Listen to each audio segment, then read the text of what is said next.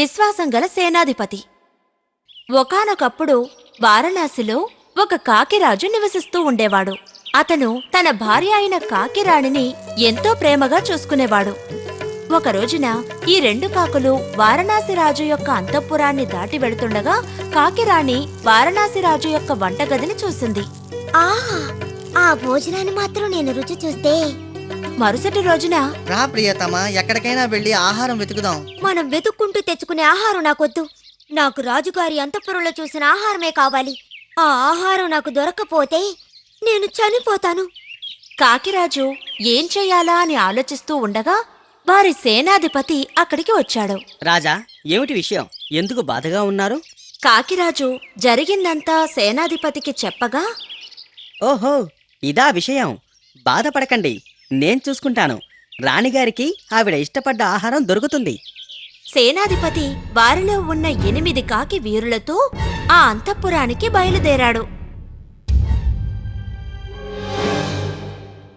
మనమందరం ఆ వంటగది పైకప్పు మీద వాలాలి. అందరూ నేను చెప్పేది శ్రద్ధగా వినండి.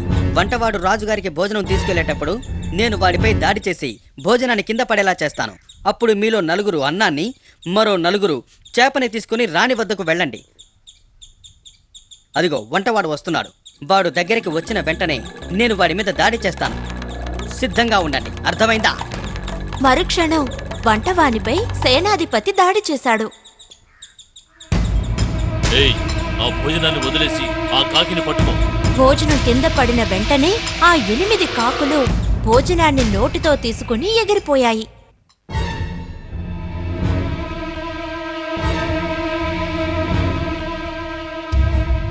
ఆహా, రాణిగారి కోరిక తీరింది. ఇక వీళ్ళు నన్ను ఏం చేసినా పర్వాలేదు. దాన్ని పట్టుకుని మంచి పని చేశావు. దాన్ని తీసుకురా. ఓ కాకి, నువ్వు నన్ను అవమానించావు. ఈ తెలివి తక్కువ పని వల్ల నువ్వు నీ ప్రాణాన్ని పోగొట్టుకోబోతున్నావు. చెప్పు, ఎందుకిలా చేశావు? నా రాజు కోసం నేను ఇలా చేశాను. నా రాణిగారు మీ భోజనం మీద ఆశపడ్డారు. ఆవిడ కోరికను నెరవేరుస్తానని మాట ఇచ్చాను. ఆవిడకిచ్చిన మాట కోసమే చేశా. ఇది నా బాధ్యత. ఇది దాని రాజు కోసం తన ప్రాణాన్నే పణంగా పెట్టింది. దీని విశ్వాసానికి దీన్ని మెచ్చుకోక తప్పదు. దాన్ని వదిలేయండి. ఈ రోజు నుండి నా భోజనంలో ఒక భాగం నీ రాజుకి రాణికి పంపిస్తాను. అది మాత్రమే కాదు, మీ గుంపులో ఉన్న వారందరికీ భోజనం వడ్డించి పంపిస్తాను. ఇక నువ్వు వెళ్ళు.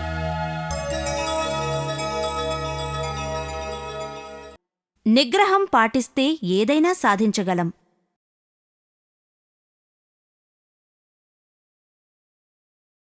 ఈ వీడియో మీకు నచ్చినట్లయితే లైక్ చేయండి, షేర్ చేయండి, మా ఛానల్ని సబ్స్క్రైబ్ చేసుకోండి.